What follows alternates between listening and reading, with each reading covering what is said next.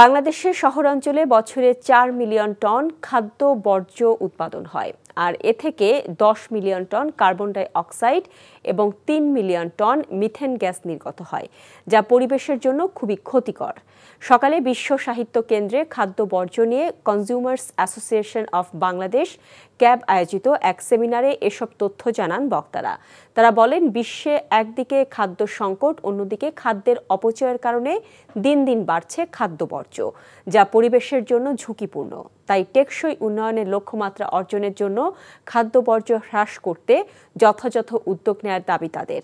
অনুষ্ঠানে উপস্থিত ছিলেন বাংলাদেশ নিরাপদ খাদ্য কর্তৃপক্ষের চেয়ারম্যান মোহাম্মদ জাকারিয়া।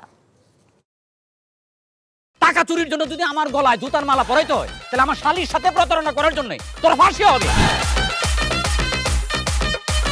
দুলা ভাই, আপনার তো ঘর জামাই বইলা একটা পরিচয় আছে, আমার তো তাও নাই।